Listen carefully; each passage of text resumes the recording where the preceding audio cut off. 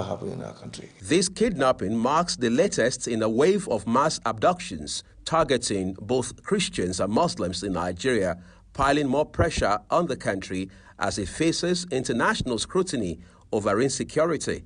After a diplomatic offensive, the United States last month launched strikes in Nigeria targeting militants that authorities said were linked to the Islamic State group.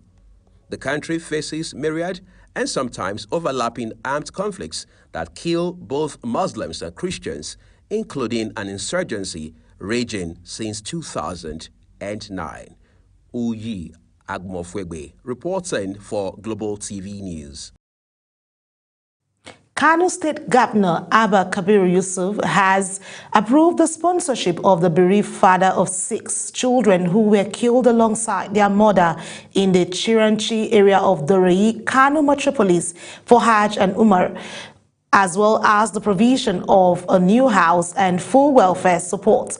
The governor announced this during a condolence visit to the family, where he assured them of the state government's continued support during this difficult time.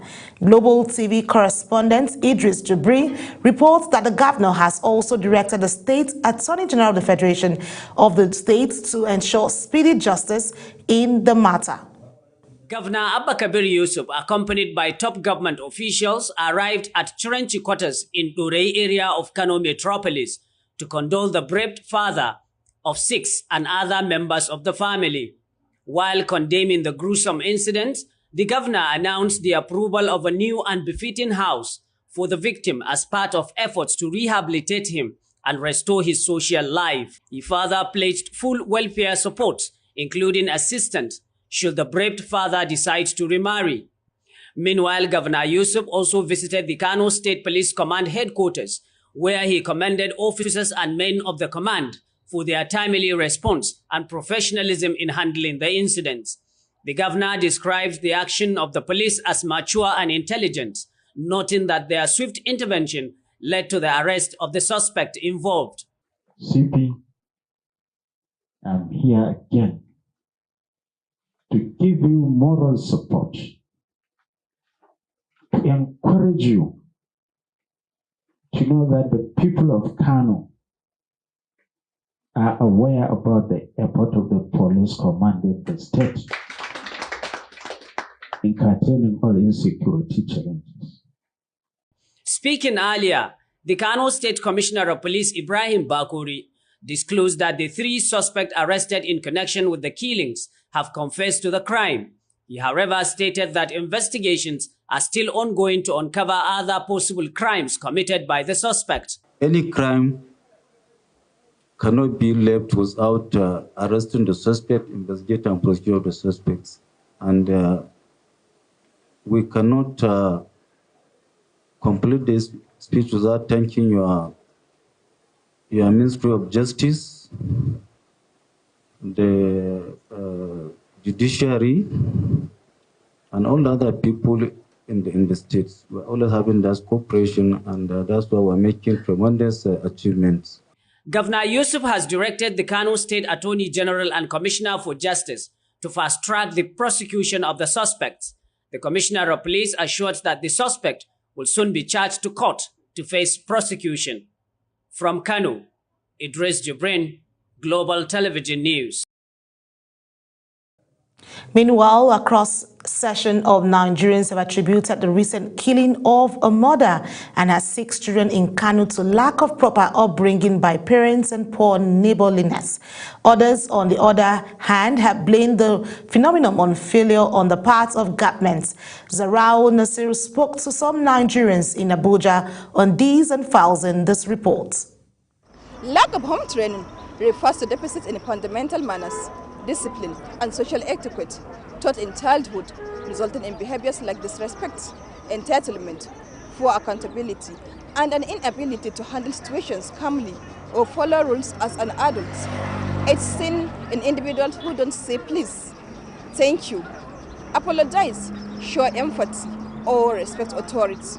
Lack of home training refers to missing foundational lessons in manners, discipline, respect, and social etiquette taught within the family, leading to poor character, disrespect, inability to handle rules or emotions, and a deficit in core life skills that schools are not designed to adequately compensate for. This consequently leads to individuals who struggle with accountability and healthy interactions. A mother in Abuja says it is crucial for parents to actively listen to their children, bond with them, and raise properly, not only academically, but also religiously. I advise parents that when you are training children, please, you train them religiously. They should know religion. First, as you are training them academically, you should train them religiously. Show them love. Number two, show the children love very well.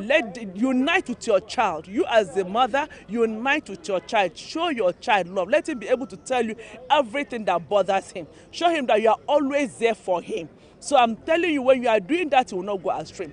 Other Nigerians attribute this reality to social problems occasioned by government's reluctance to provide basic amenities, leading to unemployment and tendency to turn to crime.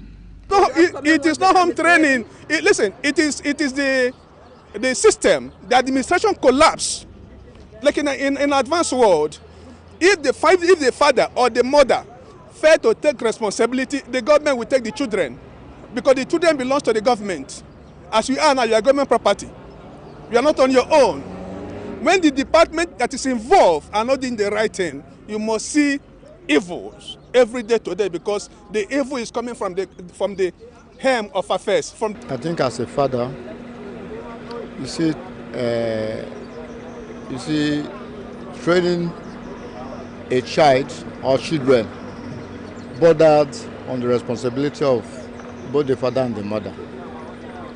And as I said, what happened in Kano, where a child at the age of 23 connived with other children, and they went and finished a whole family of 6.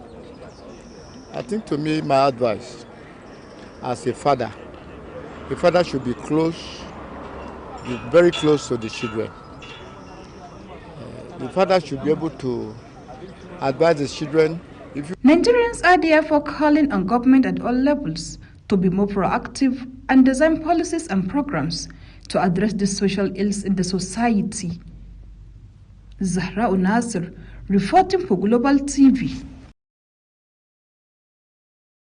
From that, the National Secretary of the Abure-led faction of the Labour Party, Comrade Umar Farouk, has insisted that Julius Abure remains the authentic national chairman of the party, despite recent court rulings to the contrary.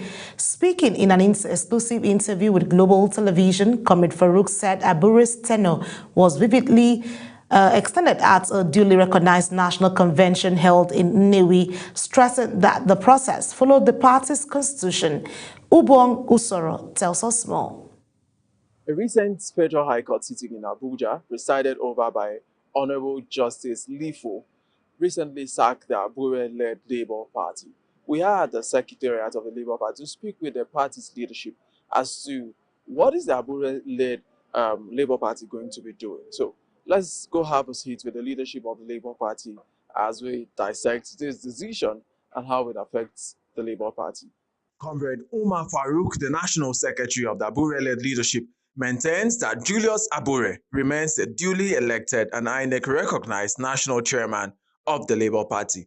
According to him, the party's national convention in Nnewi lawfully extended Abure's tenure, and the leadership has not received any valid directive from INEC reversing that position.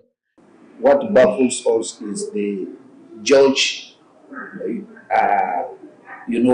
intervention in a matter in which the Supreme Court have already taken a decision, a very, very clear decision about that.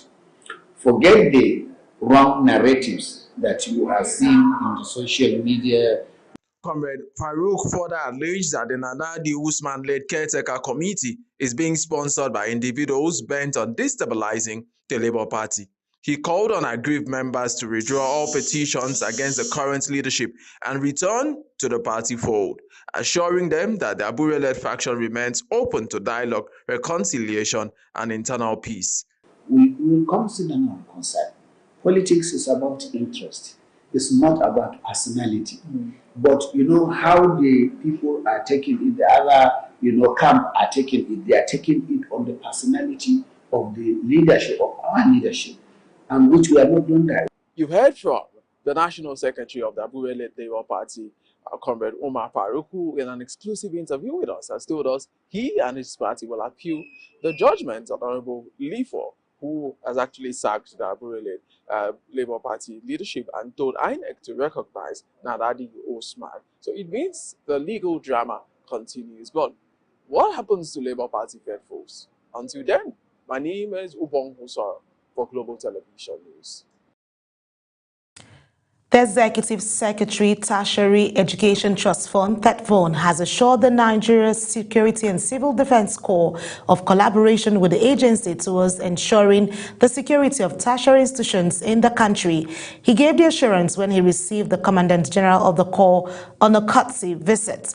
Global Television correspondent Saadatu Garba reports. The Executive Secretary of the Tertiary Education Trust Fund, Soni Echuno, described the visit as timely and significant and acknowledged the role of the Nigeria Security and Civil Defense Corps in protecting public infrastructure.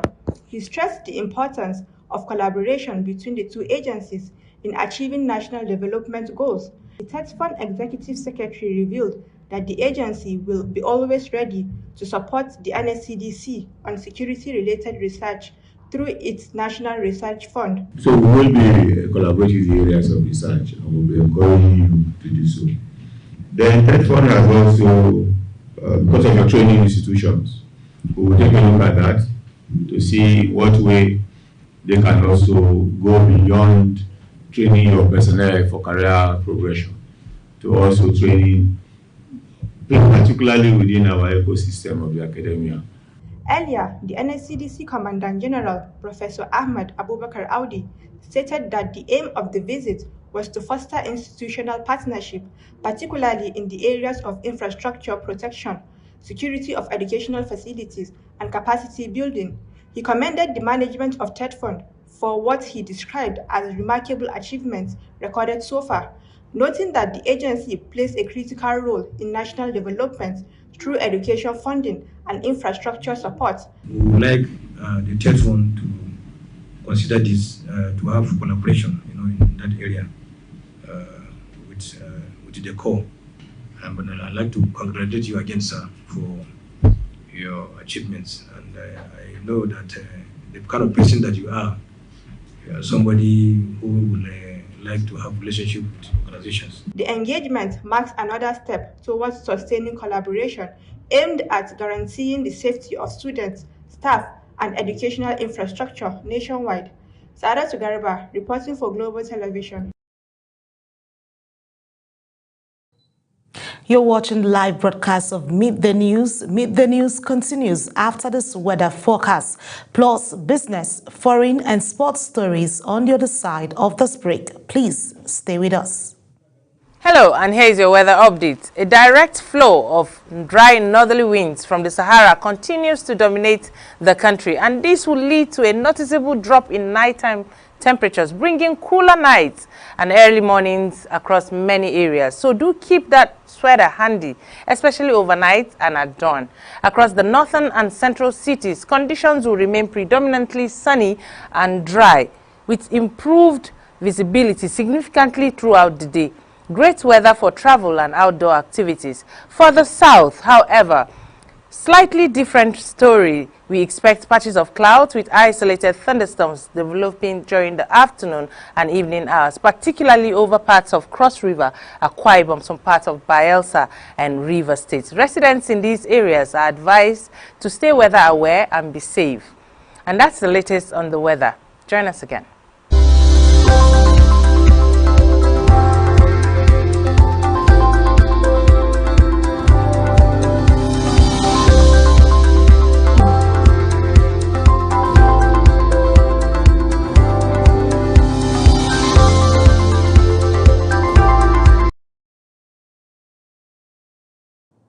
It's good to have you back on Midday News. In business, two major unions in the power sector, the Senior Staff Association of Electricity and Allied Companies and the National Union of Electricity Employees, have declared an indefinite strike at the Kano Electricity Distribution Company, KEDCO, over unsettled workers' entitlements. The action followed the expiration of the midnight ultimatum issued to the management to clear accumulated arrears owed to staff. And on the foreign scene, United States President Donald Trump says Hamas has to give up its weapons, warning that any action to the contrary will signal the end of the group. Trump spoke at the World Economic Forum in Davos while addressing his newly created Board of Peace that has originally been set up to oversee the reconstruction of the Gaza going forward.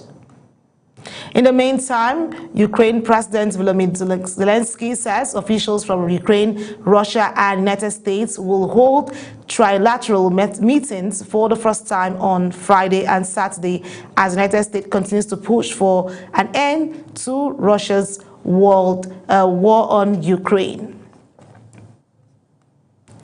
And in sports, Super Eagles captain Wilfred Ndidi has been offered to Manchester United as he seeks a return to the Premier League just 6 months after leaving Leicester City. The 29-year-old midfielder joined the Turkish giant Beşiktaş in the summer, bringing an end to his 8-year spell in England, but is reportedly anxious to return to the Premier League. Romano said Ndidi has been presented to the Red Devils as a possible option to bolster their midfield for the second half of the campaign. And that's it on Midday News. A quick reminder that Global Television is on DSTV channel 365 and StarTimes channel 276. Kindly follow us across all social media platforms now showing on your screen. Use it at Global TV NG. I am Anieti Patrick. Thank you for watching.